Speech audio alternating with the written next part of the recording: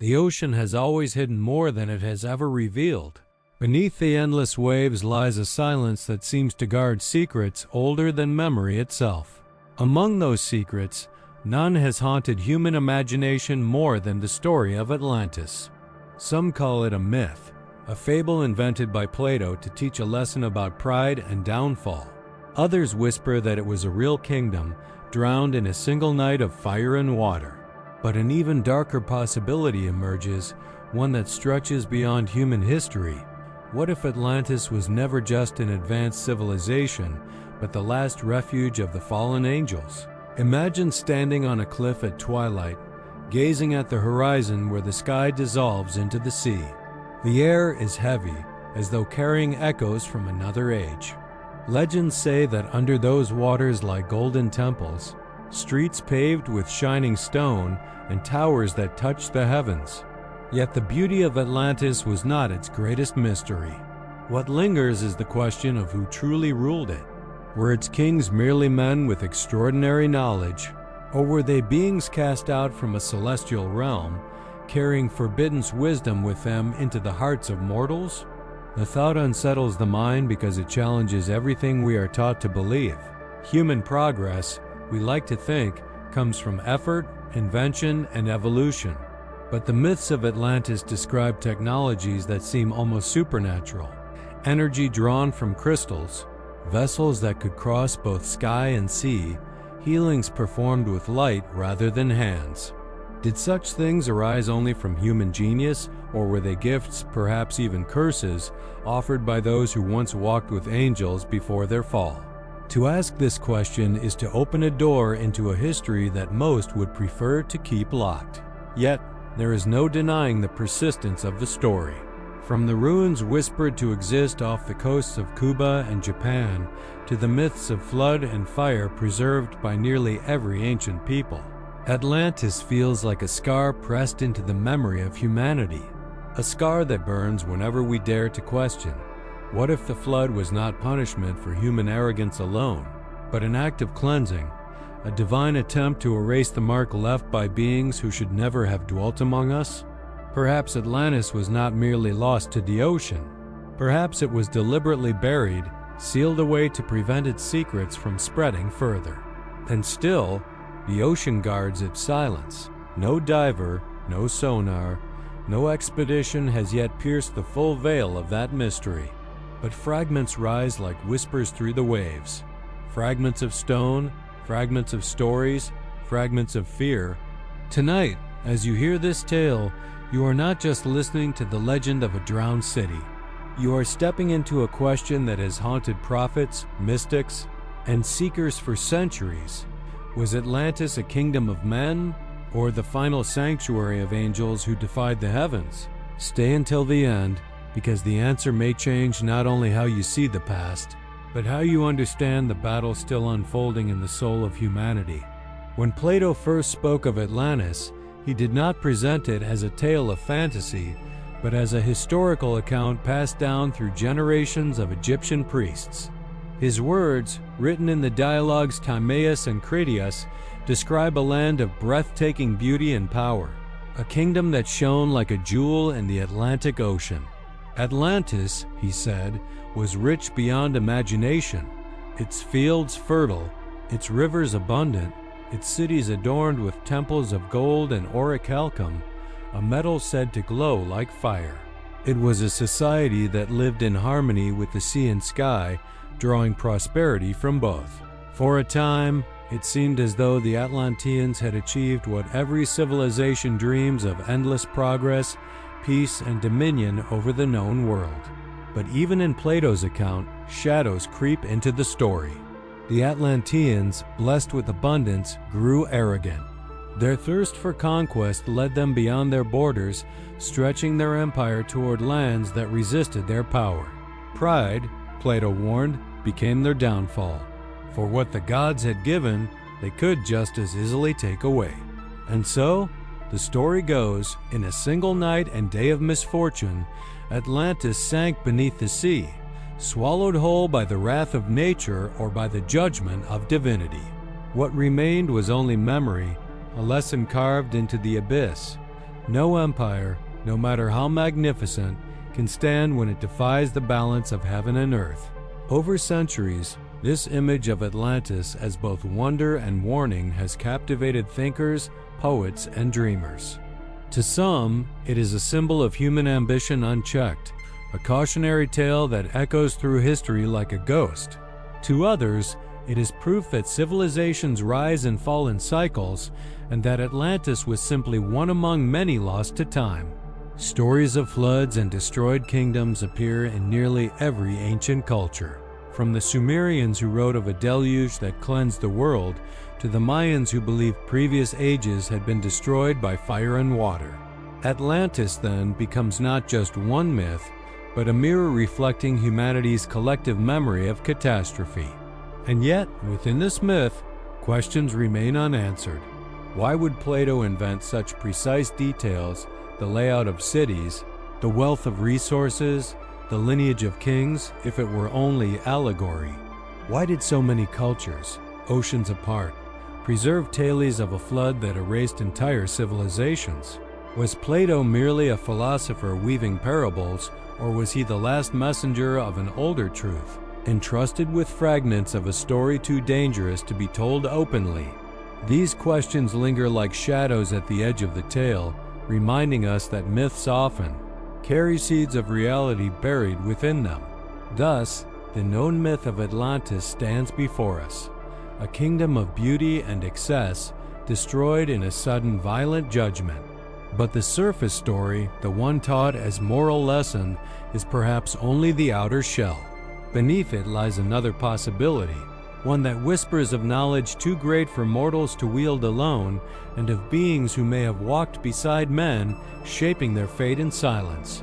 The question is not only whether Atlantis existed, but who or what called it home. If the version of Atlantis passed down through Plato is the story we are meant to hear, then there exists another version, one whispered in hidden traditions, cloaked in secrecy, and spoken only among mystics and seekers who dared to look beyond the surface.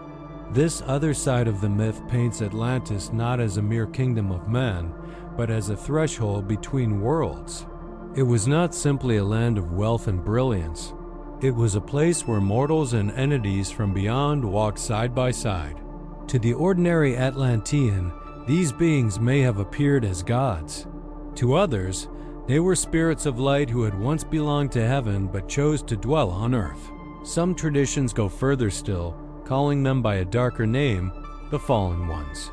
Ancient esoteric teachings suggest that the grandeur of Atlantis was not born solely from human effort. Its towering temples, its crystalline sources of energy, its wisdom that stretched far beyond the reach of contemporary civilizations, all of these, they say, were gifts brought by those who descended. These beings, neither entirely human nor divine, carried knowledge forbidden to mortals.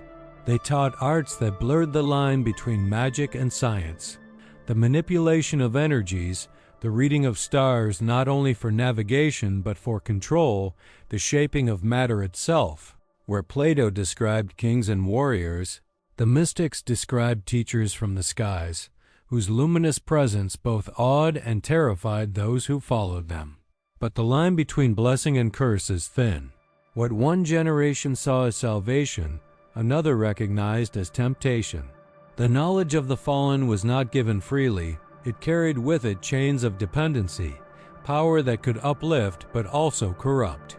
And so the Atlanteans, empowered by this strange alliance, began to see themselves as more than human. They believed they had inherited the right to rule, not only over nations, but over nature itself. They bent rivers, shifted stones larger than mountains, and sought dominion over the very elements. Yet beneath the brilliance of their accomplishments lay a haunting question. Had they gained too much, too quickly, and from teachers whose motives were never pure? Across the fragments of ancient lore, echoes of this suspicion remain. The stories of the Nephilim in Hebrew texts, the tales of sky gods in Mesopotamia, the shining beings of the Andes and Pacific all hint at a time when something not of this earth walked among us. For some, these were benefactors, guiding humanity through its infancy. For others, they were deceivers, weaving illusions of grandeur to pull mankind away from the Creator. If Atlantis was their chosen home, it was not simply a city, but a sanctuary, a refuge carved into the earth for exiles who had fallen from the heavens. In that light, the sinking of Atlantis takes on a different meaning, not the wrath of gods against men, but the judgment of heaven upon the fallen and their disciples. Thus, the other side of the myth invites us to reconsider. Atlantis may not have been just a lost empire, it may have been the battleground of an ancient war, a war not between nations, but between the light of the divine and the rebellion of the exiled. Its ruins, now silent beneath the waves, may still whisper of that conflict. And if those whispers are true, then the fall of Atlantis was not an accident of nature, but the silencing of a forbidden kingdom that had reached too far into the heavens and dragged its shadows down to earth. Long before Plato ever spoke of Atlantis, ancient texts carried warnings about beings who did not belong entirely to this world. In the Book of Enoch, an apocryphal scripture banned from most canons, there is the tale of the Watcher's angels who descended to earth against the will of heaven. They came in radiance, clothed in light, but their purpose was not pure. Fascinated by mortal women and drawn to the beauty of the earth, they chose to abandon their celestial posts. With them came a gift that was also a curse, the transmission of forbidden knowledge. They taught men how to forge weapons, how to manipulate the stars, how to call upon forces hidden in the shadows. To humanity, still young and unprepared, this knowledge was intoxicating. It promised power, and it delivered at a price. The Nephilim, the offspring of these unions between watchers and mortals, are described as giants, beings of strength and terror who walked among men like living titans. Their presence shattered the balance of creation. Humanity, instead of rising toward spiritual growth, bent itself toward corruption, war, and pride. The earth, once a sanctuary of innocence, became a stage of violence and arrogance. And so the stories tell that heaven judged these beings, sealing them in chains, drowning their creations in waters meant to cleanse the world. The echoes of these accounts are found across cultures, always repeating the same theme. Outsiders came with fire in their hands. Mankind embraced their gifts, and the world descended into chaos. Could Atlantis have been the heart of this story? The parallels are difficult to ignore. The Atlanteans, like the generations described in the Book of Enoch, were said to possess knowledge that surpassed all others. They built with stones that modern engineers cannot explain, harnessed energies unknown to science, and manipulated forces of nature as if they were gods themselves. Were these achievements the fruits of human brilliance alone, or the legacy of teachers from beyond, those very watchers who turned their gaze upon the earth? If so, then Atlantis was not just a kingdom blessed with prosperity. It was a dwelling place, perhaps even a citadel, of the fallen angels who shaped mankind's destiny in defiance of divine law. Traditions outside the Bible reinforce this possibility. In Mesopotamia, the Anunnaki were remembered as divine beings who descended from the heavens to establish kingship among men. In Mesoamerican myths, feathered serpents and shining gods descended to offer secrets of agriculture and architecture. In Greece, Prometheus defied the gods by giving fire to humanity. Each of these stories, though wrapped in cultural imagery, echoes the same core. Knowledge descended from the heavens, not always as blessing, but as transgression. Atlantis, in this light, could be seen as the greatest experiment of all, a place where forbidden wisdom was not only welcomed, but celebrated, until it consumed the very civilization it promised to elevate. Thus, the myth of the fallen angels becomes inseparable from the legend of Atlantis. If the Watchers truly walked among men, then their footprints may still lie buried beneath the ocean floor. And if the flood that destroyed Atlantis was more than myth, perhaps it was not merely nature's fury, but the judgment of a creator reclaiming a world tainted by those who should never have dwelled within it. Atlantis, then, was not just a lost city, It was the forbidden altar of the fallen, erased so that humanity might have another chance to rise without their shadow. The myths of Atlantis often dwell on its grandeur, but it is the whispers of its technology that unsettle the imagination most. Plato described a kingdom of extraordinary wealth and order, but esoteric traditions go further, claiming that the Atlanteans possessed powers indistinguishable from magic. They spoke of crystals that glowed with inner fire, harnessed not for beauty but for energy, capable of channeling light and heat across vast distances. Some accounts suggest that these crystals powered entire cities, creating illumination and force without smoke, fire, or coal. To the ancients who retold these stories, Atlantis was not merely advanced, it was otherworldly. Legends speak of vehicles able to travel beneath the sea as easily as upon it, and vessels that could rise into the sky, guided not by sails but by forces unknown.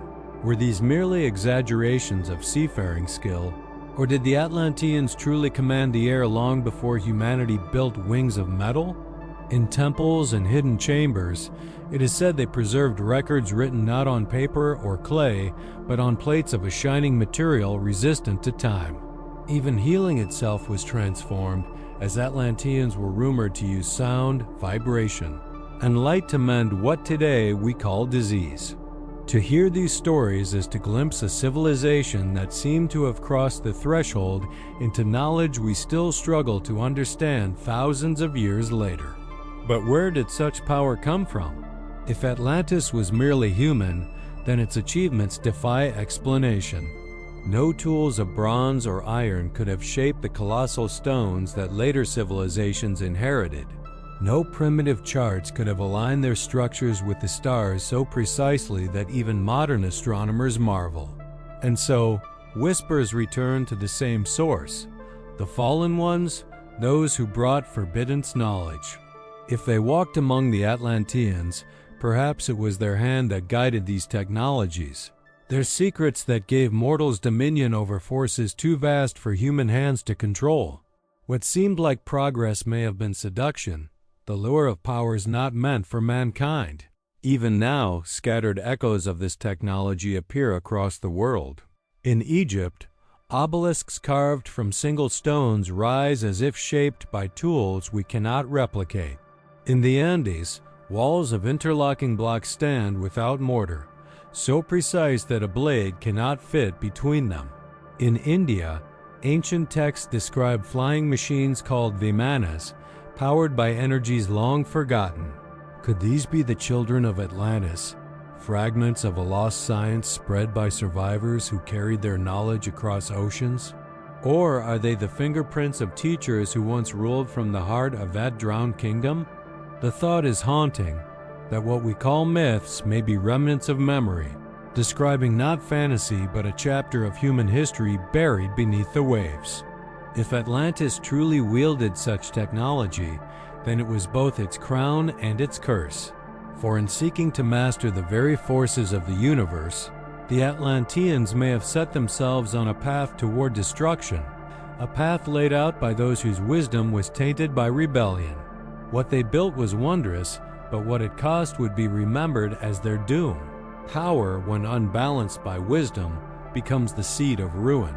The Atlanteans, having inherited knowledge far beyond their age, began to believe they had transcended their mortal limits. At first, their mastery of energy, architecture, and the natural world seemed like a golden age. Crops grew without fail. Cities glittered in harmony with the stars, and their fleets commanded the seas with ease. But abundance soon turned into arrogance. What was once used to preserve life began to serve ambition. Their machines of healing became weapons of control. Their temples of worship became monuments to pride. The more they achieved, the more they forgot the fragile bond between humanity and the divine. They no longer saw themselves as stewards of creation. They saw themselves as gods. This was the sin of greatness, not in having knowledge, but in believing that knowledge made them untouchable. Their leaders, who had once guided their people with reverence, began to hunger for conquest. They expanded across continents, subjugating those they deemed lesser, erasing cultures that resisted their rule. The Atlantean Empire, once admired, became feared. In their arrogance, they sought not only to command the earth but to alter the heavens themselves. Some traditions whisper that they tried to build machines capable of piercing the veil between worlds, to summon forces that even their teachers, the fallen ones, had warned them against. It was no longer progress, it was defiance. And yet, the danger was not only external. Within Atlantis, the fabric of society began to tear. The common people, dazzled by promises of power, grew dependent on the ruling elite who hoarded the deepest secrets of their technology. The gap between rulers and ruled widened until mistrust spread like poison. Rituals once meant to honor the divine degenerated into blood sacrifices to appease forces they could not control. Voices of warning were silenced, branded as traitors to progress. The Atlanteans, blinded by their brilliance, could no longer see that the very knowledge they worshipped was consuming them from within. In many ways, their story mirrors the eternal human temptation, to take what is sacred and use it for dominion, to confuse power with purpose. If the myths are true, then the Atlanteans had reached a point where they no longer believed they needed heaven. They believed they could rewrite the laws of creation itself. But in every age, the same truth waits like a shadow power without humility leads to collapse. And so, beneath the glitter of their achievements, a storm was gathering, unseen but inevitable. Some say the gods watched with sorrow, others with anger. Some say heaven had given the Atlanteans chance after chance, waiting for them to turn back from their pride. But instead of repentance, they pushed further, seeking dominion not only over the earth but over the very forces of the cosmos. It was a line that could not be crossed without consequence. The sin of greatness had reached its peak, and with it came the weight of judgment. The stage was set for a fall so cataclysmic that its memory would echo through every flood myth, every whispered warning, every civilization that rose in its shadow. The end of Atlantis did not arrive slowly like the fading of a candle. It came with violence, sudden and absolute, as if the heavens themselves had decided that enough was enough. Ancient traditions speak of a night when the skies turned red, when the earth groaned beneath the weight of its own corruption, and when the sea rose up like a living beast to reclaim what had been taken. The Atlanteans, proud and unrepentant, never believed the warnings. Even as the first tremors shook their golden temples, they clung to the illusion that their power would save them. But power, no matter how dazzling, cannot shield a people from the judgment of creation itself. The destruction is described in tones both cosmic and terrifying. Lightning split the sky in jagged scars of fire, while the ground beneath their feet cracked open, swallowing entire streets in a single breath. Mountains that had stood for ages collapsed into themselves, sending rivers of molten stone racing toward the sea. The ocean, drawn by forces no mortal could withstand, surged over the land with waves that towered higher than palaces. In one night and one day, the kingdom that believed itself eternal was gone. Where once stood towers that touched the clouds, there remained only silence and the endless churn of water. Atlantis had been erased, as though heaven had wiped its name from the pages of the earth. Some accounts claim that the destruction was not merely natural but purposeful, a cleansing by the divine. The fallen ones who had made Atlantis their refuge, and the mortals who had embraced their gifts, had crossed a boundary too sacred to ignore. The flood, then, was more than disaster, it was judgment. Just as the watchers in Enoch's tale were bound and buried, so too was Atlantis cast beneath the sea, its secrets sealed away in the darkness of the deep. To some, this was punishment. To others, mercy, sparing humanity from a legacy that could only destroy it again. Survivors are said to have scattered across the earth, carrying fragments of memory, fragments of knowledge. They became the seed of new civilizations, whispering of a time when gods walked among men, when light and shadow mingled in the same breath. These fragments gave birth to myths in Egypt, Mesopotamia, the Americas stories of floods, of shining beings, of kingdoms destroyed in fire and water. Atlantis, though drowned, refused to die. Its ghost traveled with humanity, a reminder of what happens when power exceeds wisdom, when men forget their place within creation. And yet, the fall of Atlantis leaves us with a question that lingers like smoke after a fire. Was it the wrath of nature or the wrath of heaven? Did the earth itself rebel against the weight of corruption, or did unseen hands bring judgment upon the kingdom of the fallen? Perhaps it was both. Perhaps Atlantis became the stage where the earth and the divine acted together, tearing down what could no longer be allowed to stand. What is certain is that the fall was final. Atlantis sank, not just into the sea, but into the realm of mystery, where it has remained for thousands of years, an echo, a warning, a riddle that still haunts the soul of humanity. Though Atlantis was swallowed by the sea, the echoes of its existence did not vanish with the waves. Fragments of memory, like broken shards of a once great crystal, scattered across the earth. In distant lands, myths began to rise that carried the unmistakable scent of Atlantis.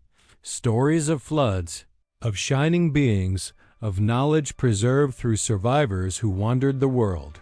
The Egyptians told of Izep-Tepi, the first time, when gods walked among men and taught them to build monuments aligned with the stars. The Mayans and Aztecs preserved tales of shining serpents who brought the secrets of agriculture and architecture. In Mesopotamia, the Anunnaki descended to establish kingship and order.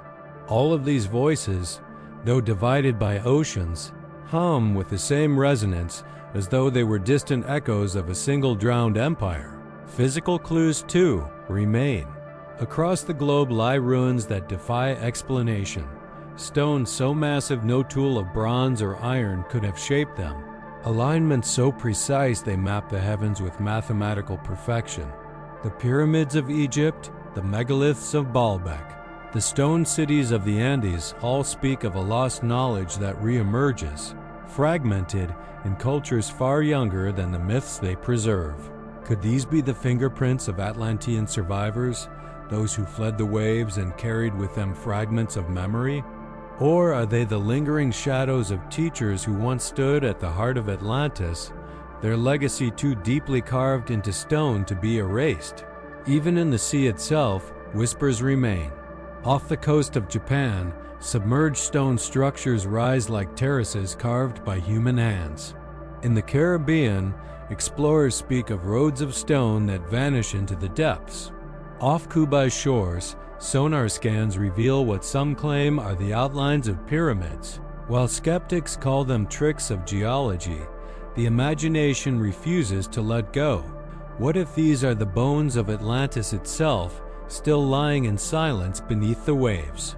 Each fragment tempts the seeker, drawing humanity closer to a truth long buried. Yet what is most haunting is not the ruins, but the persistence of memory. Myths are rarely born from nothing. They survive because they carry something vital, a truth too important to be forgotten. Atlantis lingers in our stories because it left its imprint not only on the earth, but on the soul of humanity. It is the shadow in the flood myths, the echo in the legends of gods who came from the sky, the memory in the stones that defy time. It is as though humanity cannot escape it, as though the ghost of Atlantis follows us, whispering of what once was and warning of what could be again. What remained after the fall was not only ruin but a riddle written in myths, in stones, in the very longing of humanity for a lost golden age. It asks us, were these echoes simply the fragments of a brilliant human civilization, or the remnants of a kingdom where mortals and fallen angels walked together? The sea may keep its silence, but the world above still bears the scars of what Atlantis left behind. When we look at the fragments of Atlantis, the myth of Plato, the esoteric whispers of mystics, the scattered ruins and flood stories, we find ourselves standing at a crossroads between two worlds. On one path lies the vision of Atlantis as a magnificent human civilization, a kingdom of ambition and brilliance that rose too high and fell by its own arrogance. On the other path lies the darker interpretation that Atlantis was not merely a human empire, but the chosen refuge of beings who once belonged to heaven, the fallen ones who walked among mortals and bent them to their will. Both paths seem to contradict one another, yet when their threads are woven together, they form a single tapestry of haunting truth. Perhaps Atlantis was both. It was indeed a kingdom of men, but a kingdom touched, guided, and ultimately corrupted by powers beyond their world. Its brilliance was undeniable, but brilliance alone does not explain the leap in knowledge, the inexplicable mastery of energies and architecture, the universal echo of gods descending to mingle with men. If Atlantis was merely human, its memory might have faded like countless other empires, but it endures in every corner of the earth as though it carried a weight greater than human history could hold. What survives of it is not just history, it is warning. This is the revelation that emerges from the silence of the deep. Atlantis was not destroyed simply because it was rich, nor because it was ambitious. It fell because it became a threshold, a place where human pride and celestial rebellion met in a union that creation itself could not sustain. The Atlanteans, seduced by knowledge beyond their grasp, built a society on foundations that were never meant to endure.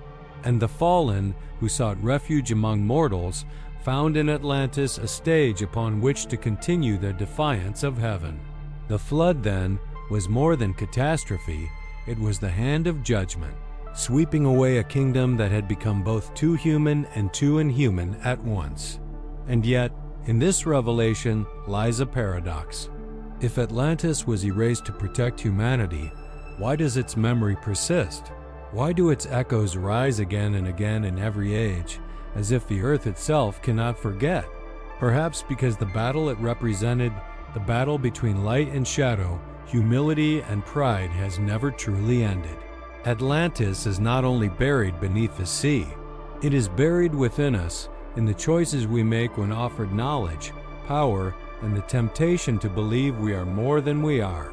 Thus, the mystery revealed is not a simple answer, but a truth layered in shadow. Atlantis was both a kingdom of men and a sanctuary of the fallen. Its fall was both a natural disaster and a divine reckoning, and its legacy, scattered in ruins and myths, continues to speak not as a story of the past, but as a warning for the future. The question is no longer whether Atlantis existed. The question is whether we, in our age of power and pride, are walking the same path toward our own Atlantis waiting to fall. Atlantis is remembered not only as a city that drowned, but as a mirror in which humanity still sees its own reflection. Whether we imagine it as a kingdom of men who reached too far, or as the sanctuary of fallen angels who whispered forbidden knowledge into mortal ears, the lesson remains the same. Greatness without humility breeds destruction. The ocean may have swallowed its temples and towers, but the memory of Atlantis rises again whenever humanity builds without wisdom, whenever power blinds us to our limits, whenever we believe ourselves untouchable. In that sense, Atlantis never truly died, it lives as a shadow at the edge of our collective memory. The myths remind us that the boundary between blessing and curse is fragile. Knowledge can lift humanity toward the stars, but it can also drag us into darkness if guided by arrogance or temptation. The Atlanteans may have believed their light was eternal, but in the end, it became a fire that consumed them. The flood was not only a punishment, but a reset, a cleansing that sought to give humanity another chance. And perhaps this is why Atlantis still whispers through the ages, to warn us that what fell once can fall again, unless we learn to balance knowledge with reverence, ambition with humility. Yet there is also hope woven into the story. If fragments of Atlantis survived through myths, through ruins, through the scattered memories of civilizations that followed, then perhaps its fall was not meant to erase, but to teach. Each tale of a golden age destroyed carries not only sorrow but a seed of remembrance, a call to live differently. The ancients preserved these stories because they understood. Forgetting them would mean repeating them. To remember Atlantis is not merely to dwell on loss, but to keep alive the awareness of what happens when mankind steps beyond the order of creation. And so the question lingers, unanswered yet urgent. Was Atlantis truly just a lost city, or was it the forbidden altar of angels who fell from the heavens? Perhaps we will never know with certainty. But what matters more is that its story continues to speak to us, urging reflection. If Atlantis was judged for its pride, what of our own age, an age where we too command powers once thought divine? The ancients may have walked with angels, but we hold in our hands fire, steel, and knowledge that can shape or shatter worlds. The line they crossed is not so distant from the line we now approach. So let the mystery of Atlantis remain, not as a puzzle to be solved, but as a call to awaken. For its ruins lie not only beneath the sea, but within the choices we make each day. To honor its memory is to live with awareness, to guard against the arrogance that drowned a kingdom, and to remember that even the greatest light can fall if it forgets its source. And perhaps, as you reflect on this story, you too can carry its lesson, that the truth of the ancients still lives, waiting for those who dare to see it, not with the eyes alone, but with the soul.